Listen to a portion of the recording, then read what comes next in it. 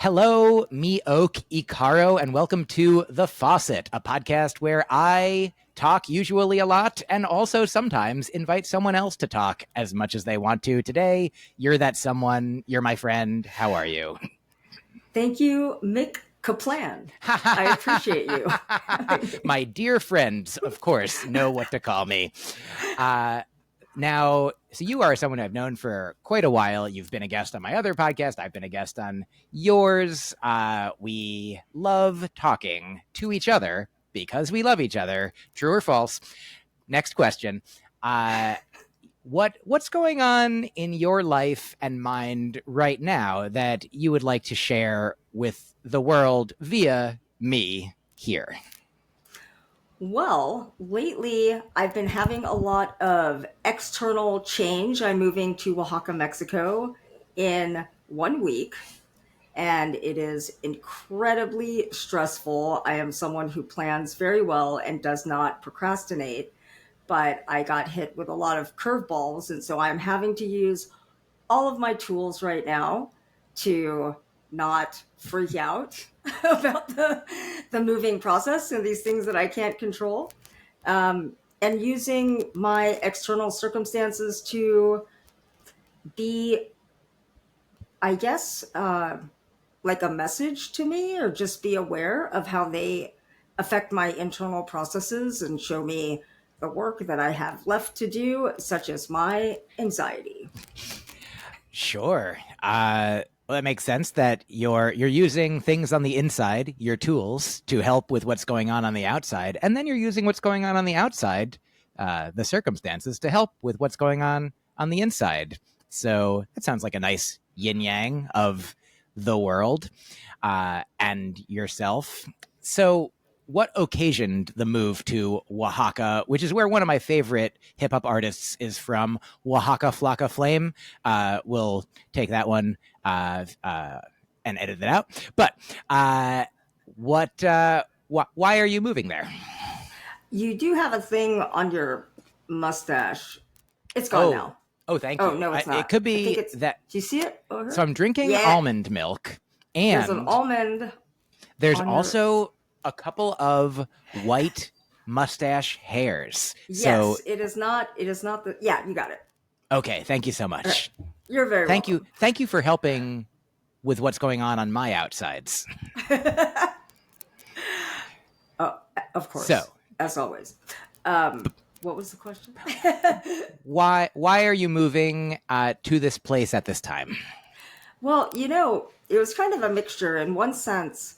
I've had such an unusual life, and I wasn't born in this country. I was adopted by an abusive family, and just my life trajectory, I've never really been able to gain a foothold. In certain ways, I am least alone of many people, but in really practical material ways, I am the most alone.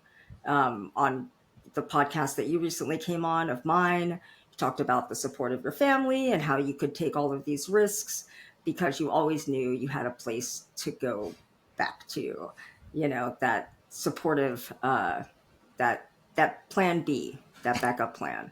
And I do not have that. So I've been kind of flying by the seat of my pantalones.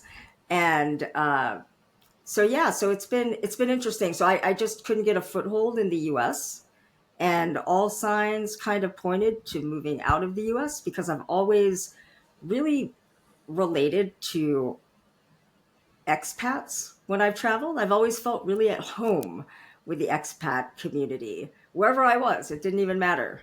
And there was just kind of something the same, or kind of something that reminded me of something in myself.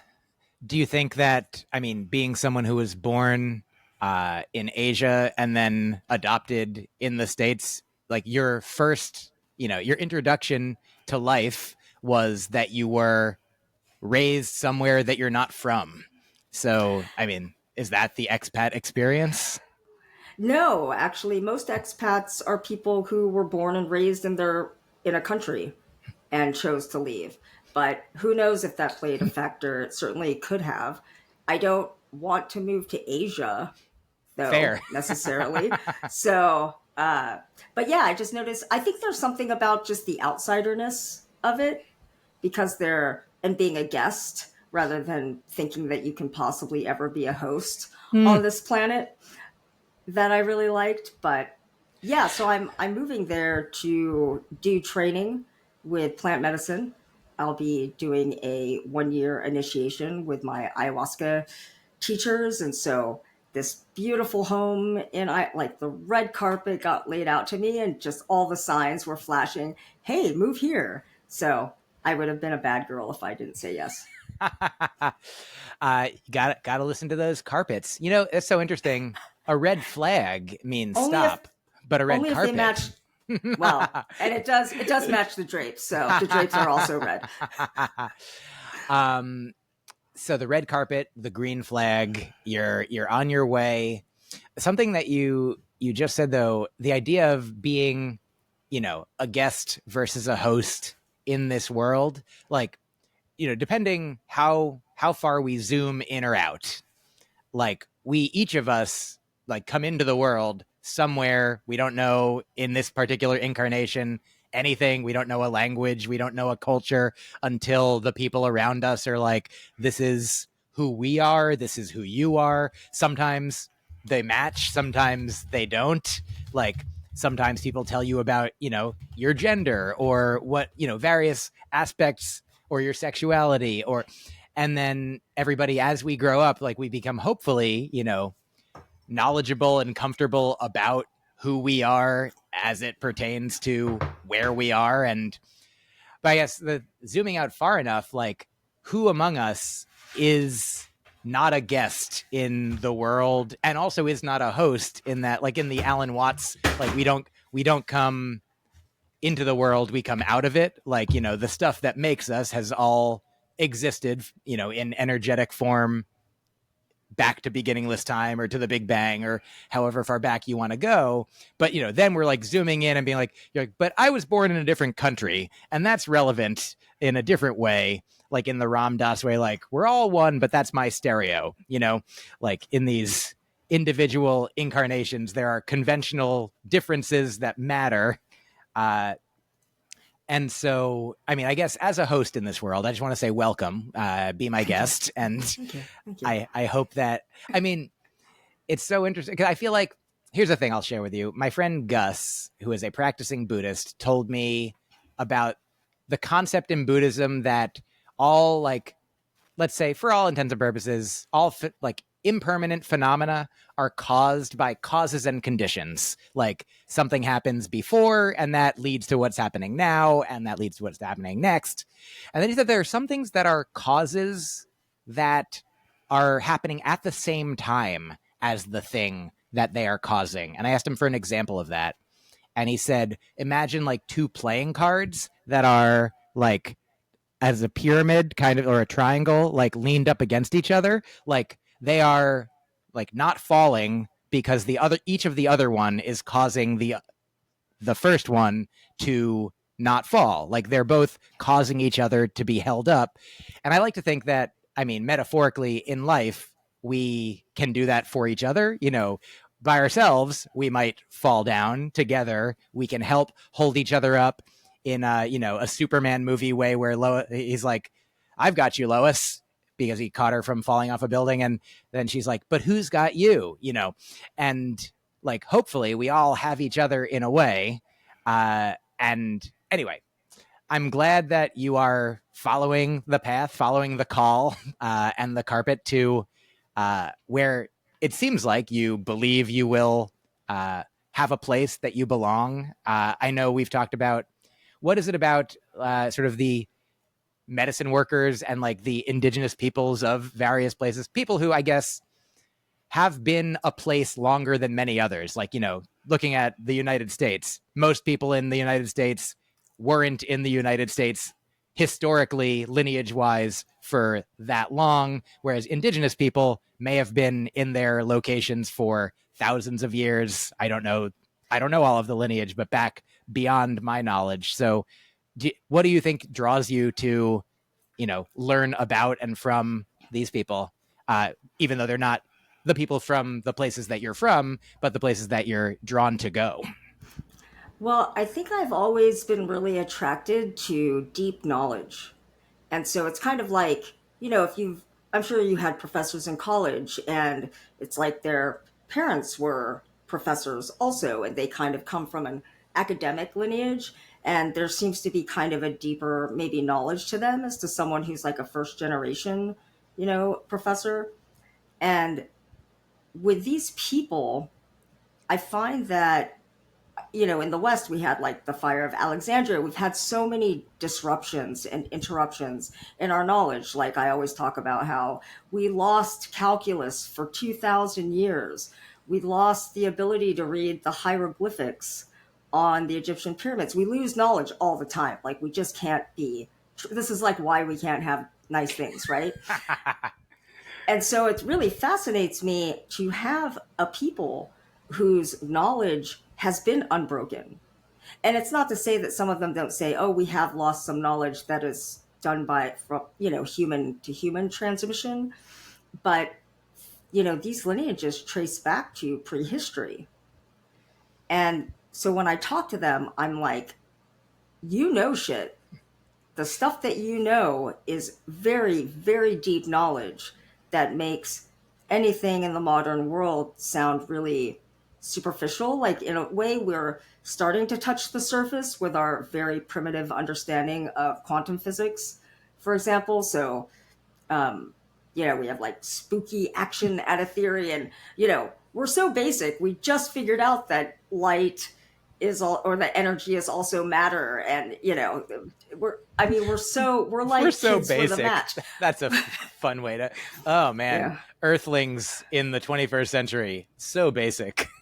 Yeah. I mean, I really do think we're kind of like the Florida of the universe. Kind of like, okay, we need to be quarantined. But when I talk to these teachers, and when they connect me to the plants and I learn from the plants, I'm just so impressed with that level of knowledge. And I've just never experienced anything that feels so true and real, and I guess just as intelligent. That makes a lot of sense. And so I understand you're embarking upon a year's worth of learning, and also you will be like, what will you be like teaching or guiding or facilitating as well? Because as I understand, you'll be doing that too.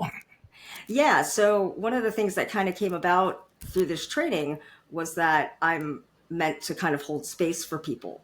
And so I have put together my first ayahuasca retreat.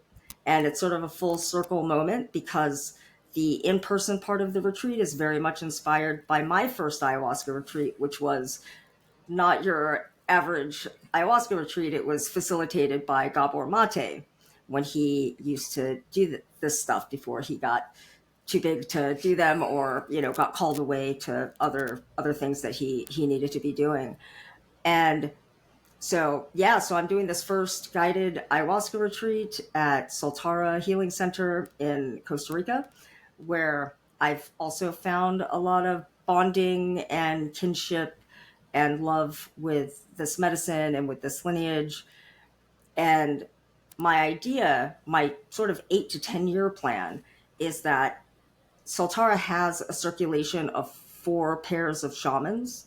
Most of them are married, but some of them are like cousins. And the Shipibo have been decimated. I mean, just talk about a cultural and a physical genocide. There's only 30,000 of them left on the planet. And so, and they live, basically on the equivalent of reservations in America, Native American reservations, except they're also in a third world country. So it's a reservation. So it's not great. And they're struggling to survive just like anybody else, but on a much lower economic level. So I think a lot of them, it's their dream to have their own centers where they can practice their medicine. And so I'm really going to try to help them get their centers up and running, where they're offering deeper levels of what this medicine work is really about, which is about the entire plant pharmacy, not just the ayahuasca or the psychedelic or the kind of more flashy Hmm. elements of this work. They're using the entire pharmacy of the jungle that I call it. Although I'm sure I didn't make that up, but uh, yeah. And so it would be a really beautiful way for them to continue their lineage, because I feel really strongly that that's part of what I'd like to do and help out with. And also, it'd be a great relationship for them and Soltara as well, because when people go to Soltara, Soltara is there to do traditional ayahuasca retreats, but they're not in Peru, so you don't have all the plants just right there. You can't just go to the market and get all the magical tree bark and whatever stuff to burn and steam with and all that kind of stuff. And so if people want to go deeper with the work, they can go to these centers in Peru. And so I'd like to help them get that up and running and to be accommodating to foreigners, because you can't just go down there as a foreigner unless you're fluent in speaking Spanish and pretty much already have experience as a dieter. And so you do need kind of that bridge to support you through that. So that's kind of where I'm at right now. Sure. Can you describe like any examples of other like less flashier the pharmacy of the jungle, the pharmaceuticals of the jungle, I suppose? Yeah, well, most of these plants are not they're not psychedelic as as we would describe them. If and a lot of tribes use these plants actually, and they don't use ayahuasca. And some of them will only use one plant, and they will go deeply into all of the properties and all of the spirit of that plant. And in the way that Shipibo are sort of they're the oath keepers of ayahuasca. And so yeah, you can work with Bobanzana is a really popular plant. It's specifically in the ayahuasca tradition. It is very powerful for healing grief Hmm. in our world. And I should say that Bobanzana is a quote unquote slight psychedelic, in the sense that you can buy it online. You can buy tinctures of it, and usually what it's kind of sold as is a lucid dreaming tool, because it Hmm. makes you have pretty vivid dreams. And when you take it about 20 minutes later, if you're going to meditate, it will help you it's kind of like a meditation lubricant, if you will. It'll just kind of helps you slide into that state a little bit easier, or it can, but it's not like, oh, don't operate heavy machinery after taking boat. It's not like that. It's like if you consciously tune into it, Hmm. it can help you. And have you had experience with it? Yeah, that was one of my quote unquote dietas. So that's one of the plants that I've worked with ayahuasca and the shamans, and it was incredible. It's an incredible plant. Was there specific grief that it helped you process or work with? Yeah, I think that it helped me specifically with grief for ways that I was grieving disappointments in my life. When we're children, we all have dreams, and then we enter the world and we go, oh, I can't be an astronaut or whatever it is you wanted to be. And also taking me into a real comfort rather than the more superficial surface level comforts that we use, like binging potato chips and Netflix and chilling, but a real deep sense of the kind of comfort a child has being held and cared for, by someone who they love and loves them. So it helped me connect to that a lot more. Hmm. That's beautiful. I'm glad. Yeah, So that's yeah. Thank Bobinzana. you, Yeah. thank you for holding me, Mike. I do my best. Um, I had one time I was using the app Headspace to meditate, and there was a particular. I remember it was such a meaningful experience, because sometimes when I use a guided meditation, I'm just like my mind is wandering, and they're like, and just back to the breath, and I'm like, oh yes, of course, right, the breath, that's what we were doing, we were counting the Yeah, breaths.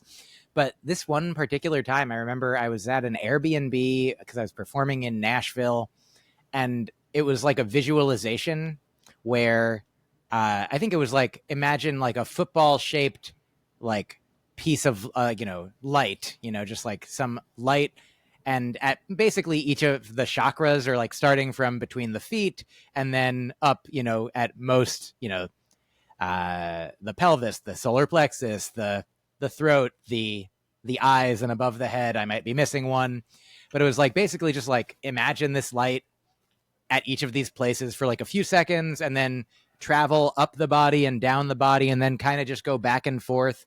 And it felt like I got into this place where like I was being like cradled and rocked, by the universe in a way, like as if being, held Yeah. by a loving parent. And I was like, wow. And like I can still, almost just by thinking about it, at least revisit the Yeah. memory. You get the Uh, warm fuzzies. yeah. So Bobinzana. Yeah. You If just I'm reminded me though, talking about the seven chakras. I remember when I went to, well, I was looking through a friend of mine who's like an acupuncturist and stuff. I was like looking through her different books, and I noticed that in some Asian cultures, there's five chakras, hmm. and so you only have like five, like different dots on the meditating body, and and so I saw that for 2 years. I have moments where I'm like, wow, I am very, very American. I am super white. I really don't know anything, do I? And so then was, I was somewhere in Asia, and I was like, yeah, so why does the Indian system have, oh, I was with my Tibetan friend in Nepal.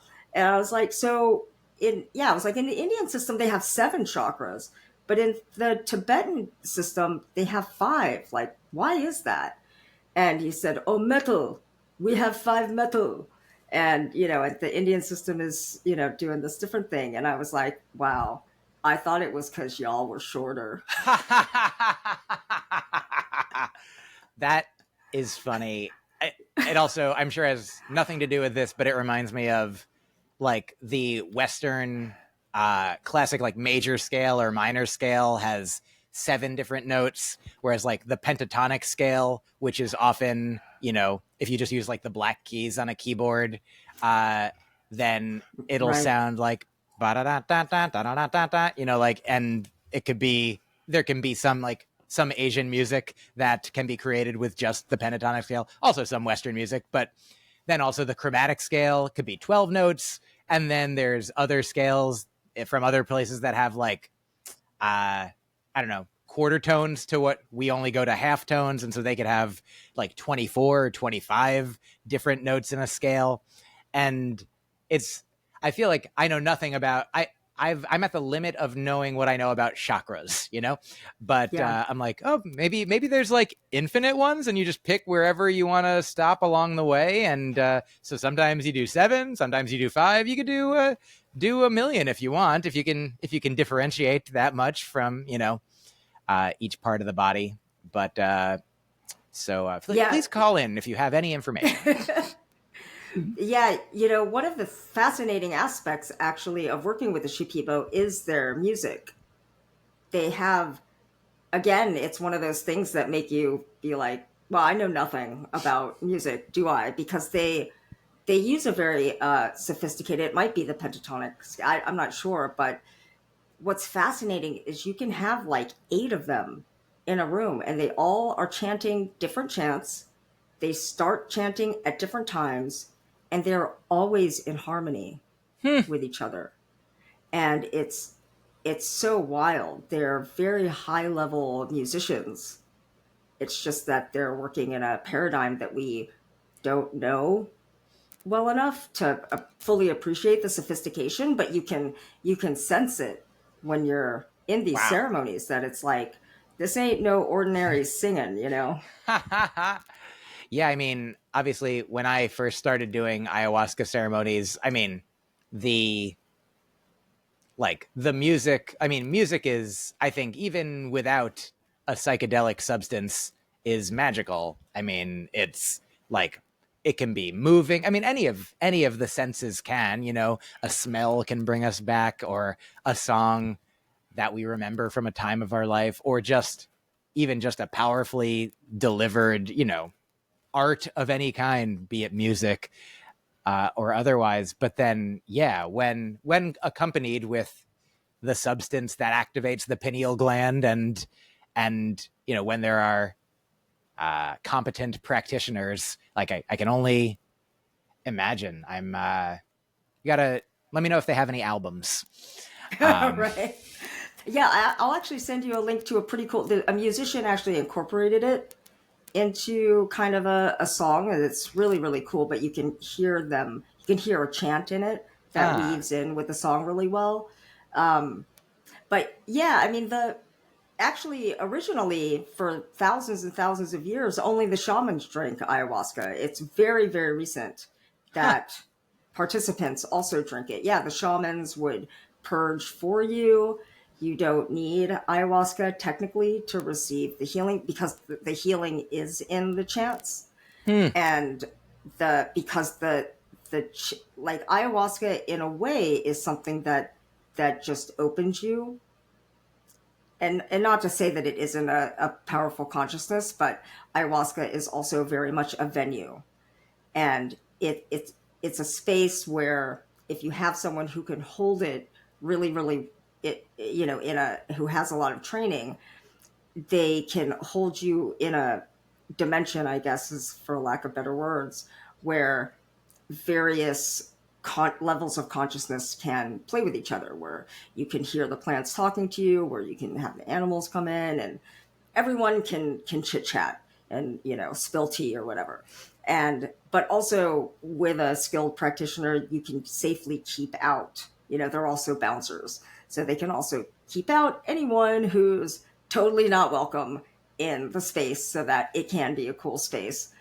Uh, and so when you're in these spaces of consciousness, you the chance that they provide are a matter of the plants that they've dieted. So every shaman is a living garden of all the plants that they've dieted.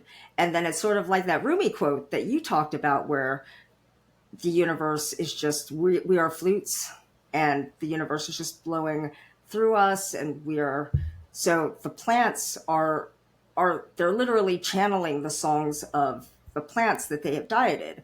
And so it's a way of receiving the medicinal value of the plants without physically ingesting it. So it's like sound therapy on steroids, and you can feel them. I mean, it's really, it can be really intense. It can be really beautiful. It can be, all the things.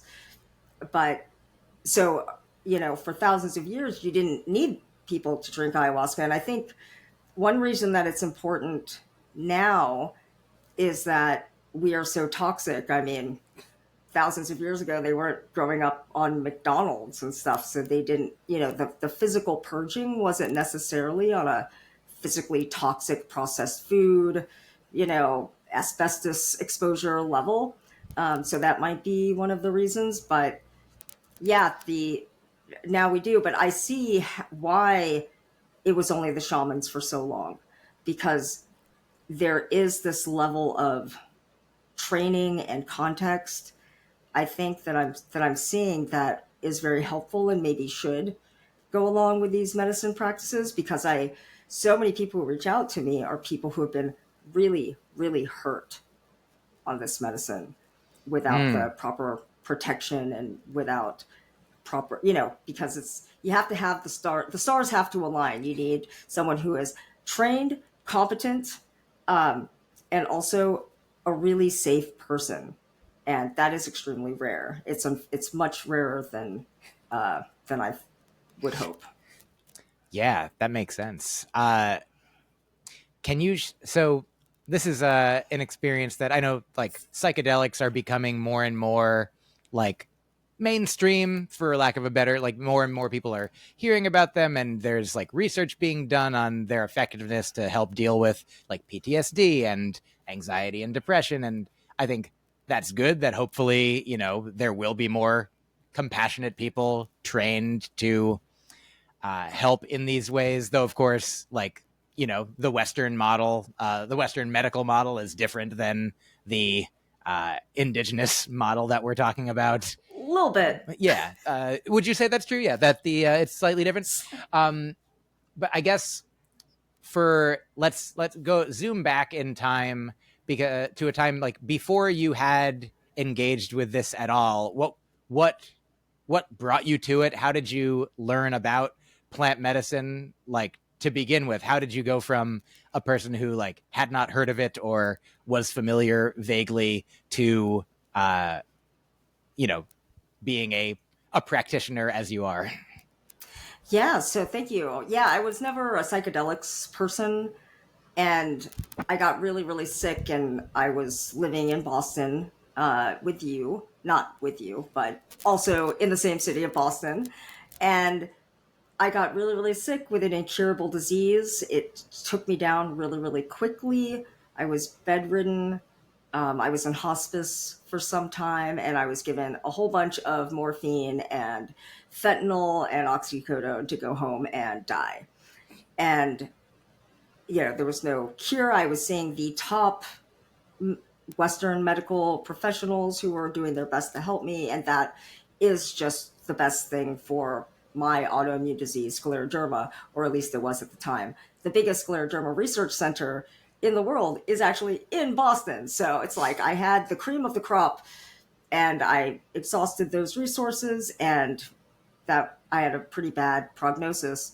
And then I came across our mutual friend Baron, turned me on to a guy named Chris Ryan, who's a psychologist and trained with a really cool guy named Stanley Krippner, who did sort of I think he traveled around with like the Grateful Dead or something like that, but he did a lot of the first psychology studies, legit studies on paranormal psychology. And he's really interesting because not only did he debunk people who were fake, but he also were proving that that certain things were real, that there was something to it beyond statistical coincidence or whatever. I don't speak that language, obviously, but the curves. He saw that the curves were okay. You're like, I don't really get it. Ghosts are Yeah, real, but that's not the yeah, point. So yeah. anyway, He played with numbers, and the numbers said yes. and so, yeah.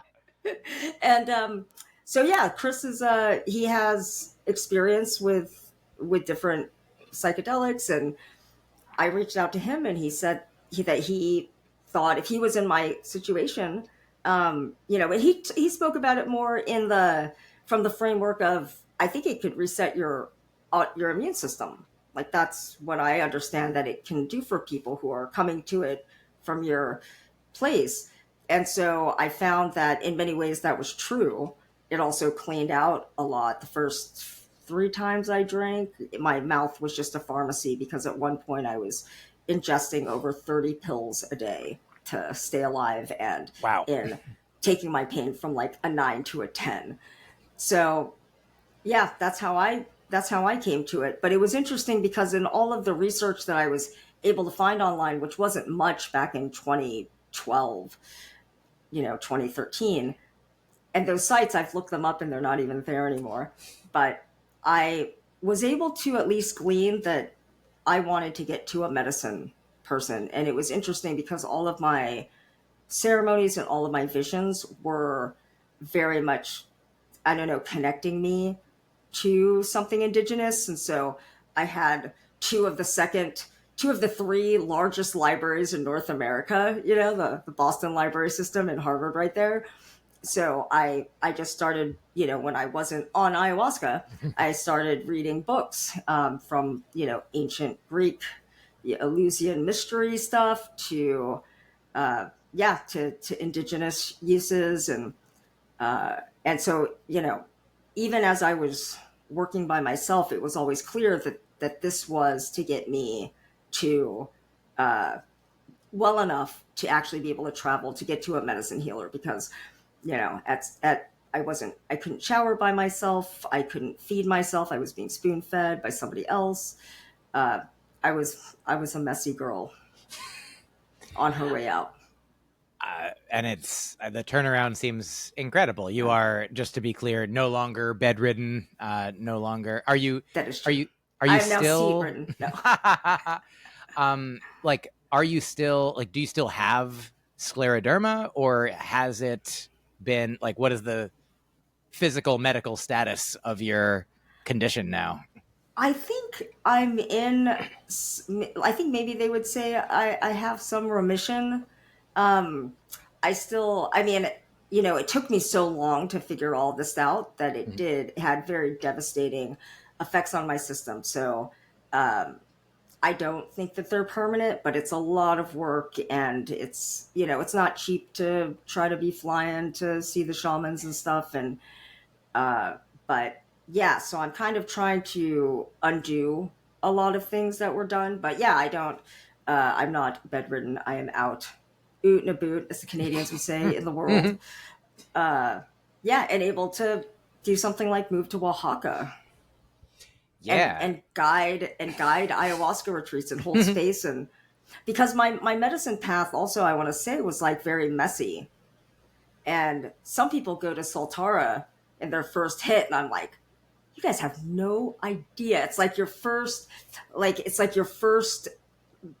basketball game being like the Jordan three-peat or Mm. something, Or It's just like, like you have yeah, I tell people when I go to Minneapolis to perform at Acme, which is like one of my favorite comedy clubs in the world, like the people come there like, that was a great show. I'm like, yeah, I mean, like, this it's, place. yeah, I go to all the places, and this place is wonderful. You go to Yeah. this place and you're like, this place is good. Like, yeah, it's, Yeah. uh, that makes a lot of sense. So, well, I'm glad that you're going to be able to help more people have uh, the experience that is possible, and that is under the right circumstances, the most helpful. And Yeah, because I've had so many different experiences with ayahuasca. I mean, drinking alone for one, which is not common or advised.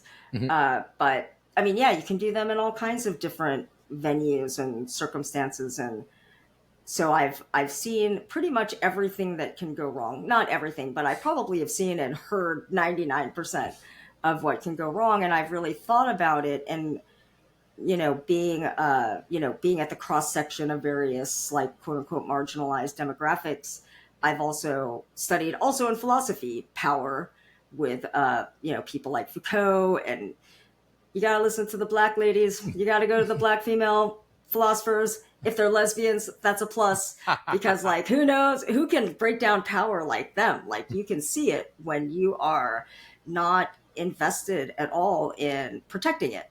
So so I've seen that at the base of all of these different experiences that I've had is that the power structure is always that the buck stops at uh, the person in charge, which is, in my case, has always been a man, but that's not, the necessary cause. But it's like, if you have a problem with the shaman, where do you go? This is a world where there's no HR. And so I saw that you needed a, decentralized power in the space. And so, because, like, yeah, I think I'm a safe person. If I didn't, I wouldn't want to facilitate these retreats. But I also know that no one is perfect. Not everyone can show up for everyone at all times. And you need a collective. You need a group who can show up. You need people who can give you honest feedback, like, hey, I'm noticing some weird energy between you and that person, or just, whatever it is. And you need a place that, if someone is sensing, even if it's not true, but if they are sensing some negativity from you or some lack of support from you, that there is someone that they can talk about, and that every single person, include the person who's quote unquote leading the retreat, is accountable. And so, so that was really important for me to build into this retreat, not only for the safety of everyone, of all the guests, but also for my own safety. So Yeah. that was really important, because I've seen, man, women are not safe anywhere. They're just not. and, and that's usually, I mean, just like in the world, right? That's like 90% of who gets hurt, because they're also, there's no children in the space, but unless you count us, because that's, we're all there to heal our inner child.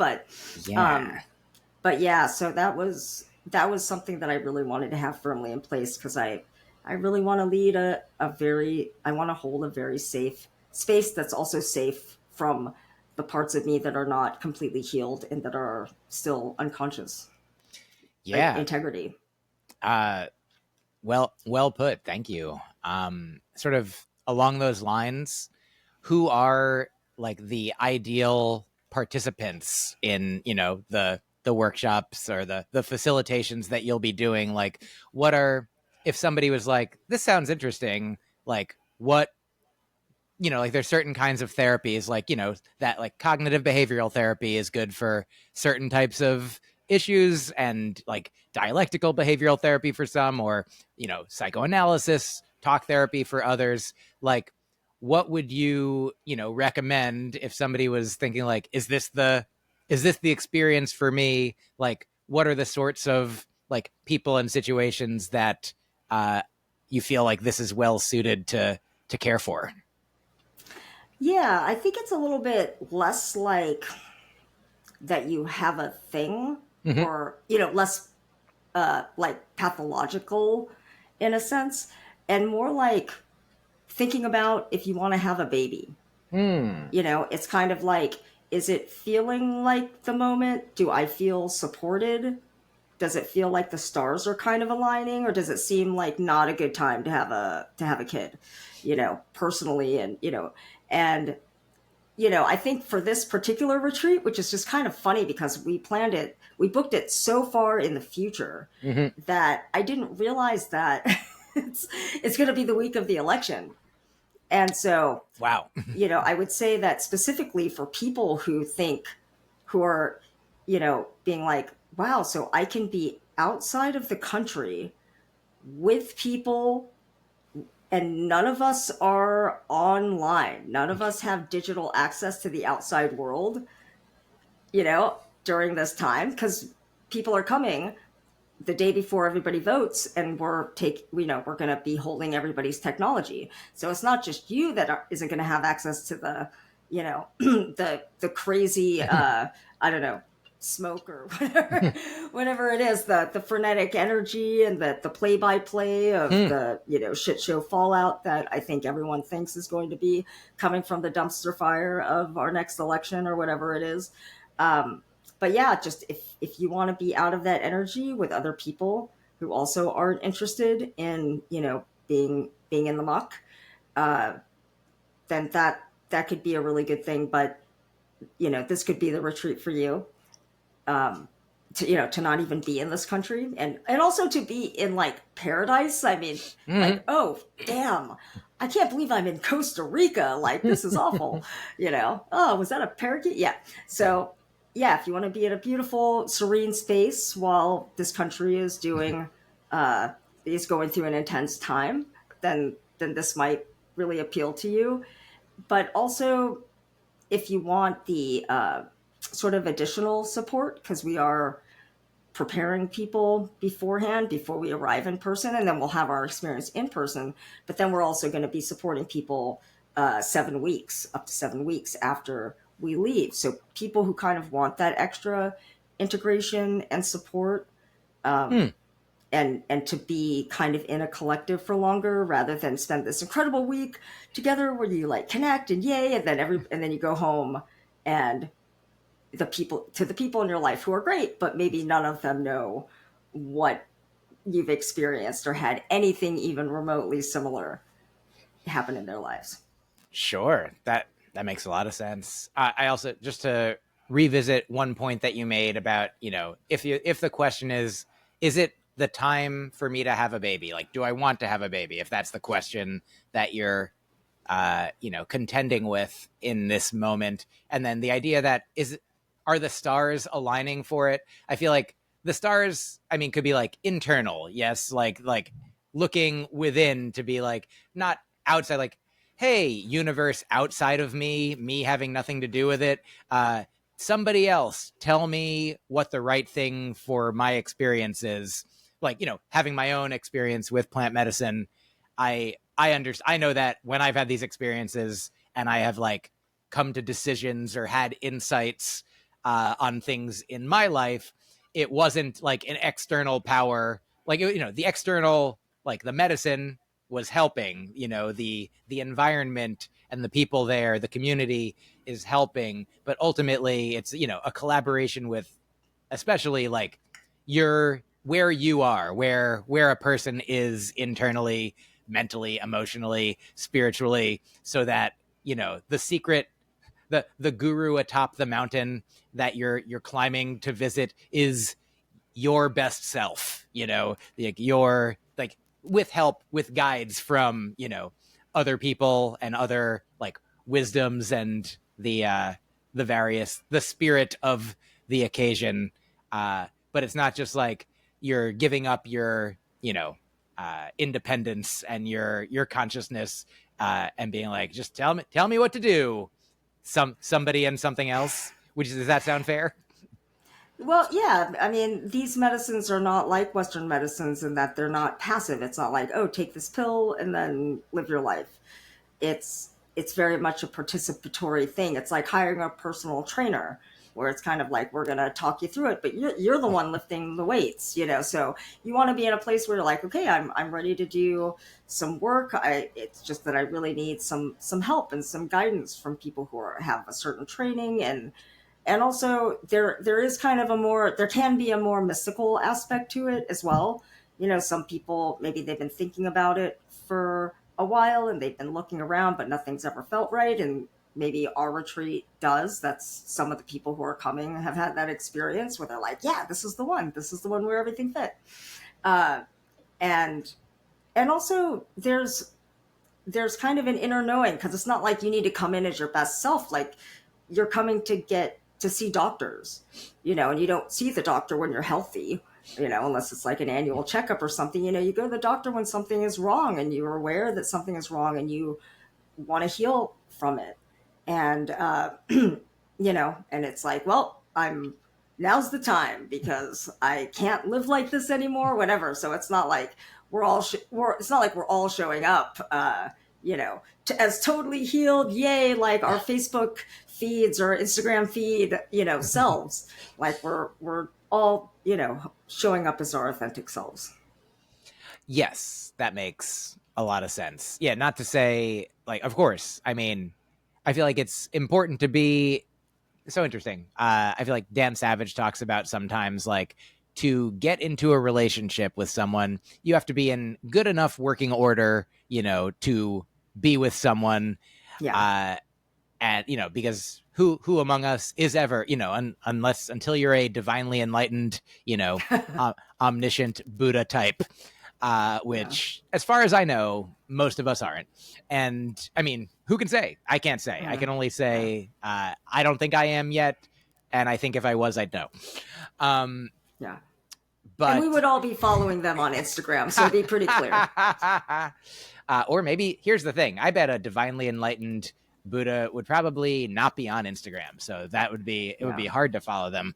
Yeah, all the teachers that I have ever wanted to work with are, it's like so hard to get a hold of them, because it's like they're in the mountains and they don't have a phone, and you just have to wait for them to come back down from the mountain, and then hopefully the Oh stars yeah, will align and you'll cross yeah. paths. But I really like the analogy of the personal trainer, where, like, in most cases, my understanding is, like, a personal trainer won't be like, even they won't be touching you. They won't be like, now you move your arm. Now I move your arm. They'll be like, Yeah. you can, lift this thing, or move your legs, or run, or do this Yeah. thing with your body. And like you don't have to do what they say. Like, you're hiring them, and then because you believe that they can help, and then Yeah.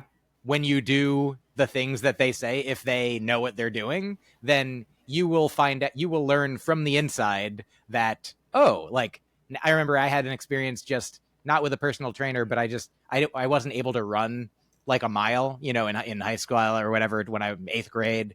I couldn't run the mile in the presidential fitness test. I'd have to stop and walk, because I just got winded. And then in college, I think I started like just walking on a treadmill, and I just stayed on a treadmill for like a long enough time, like running and walking alternatingly. Like I'd just be like watching a movie in the gym, and I eventually found that I could run for like 2 hours straight when before I absolutely couldn't. And I was like, oh, like I learned that by myself from doing it. And certainly if I had hired a personal trainer that was like, yeah, if you run and walk enough, then eventually you'll be able to run more than you could before. You will be capable, like physically, of being in a different shape than you were if you do things with your body. And so the same with plant medicines.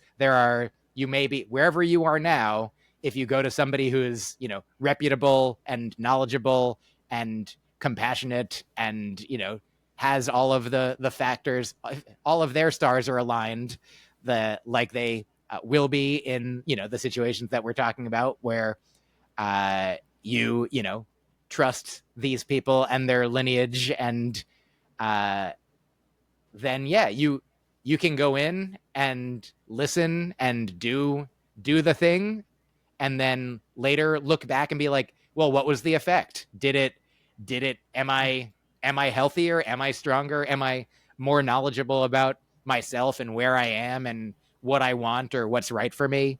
So Yeah, I think of ayahuasca in a way as sort of, I mean, I do some life coaching, and I'm also a writing coach. And it's very similar to, if people should hire me. And it's like, well, a coach is a great word for it, because you can't coach a player who wants to be benched.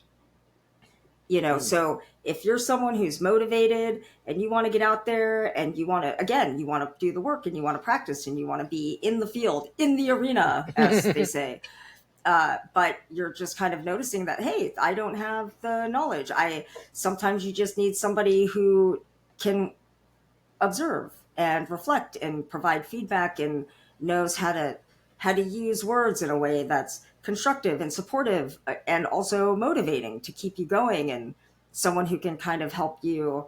It's like, with this work, it can be really easy to, or any sort of big project, especially the lifelong project of yourself, that it's like, we know when you're a kid and you're growing, every day you're not like, oh, wow, I grew. But, every year they mark on the wall and you're like, dang, I grew a lot, like from 9 to 10. And so it can be helpful to have somebody on the outside just being like, remember when we first started talking like 3 months ago? Do you remember where you were at? And let's look at you now. So it's nice to get those kind of snapshots, and someone who, again, has the training to do that and check in, and to just increase your awareness and give you permission for different feelings. And a lot of times that feeling is just self congratulations. I mean, I tend to work with people who are like the opposite of narcissists, so like I try to help them come into their ability to, you know be happy for themselves and acknowledge, their strengths and, amazingness. But yeah, so I think it's similar with ayahuasca. It's like, don't look up the teacher unless you're like ready to go to school. beautiful. Well, thank you for sharing all that. Before we conclude, is there anything else that you feel like you wish you had said and now can, or anything else about anything we've talked about, or the specifics of where can people where should people go? I'll put it in the show notes The and stuff. description as well. But any last things that you would want to share with the people listening, the potential uh, facilitatees, or just the world, just the world in general? Just everybody.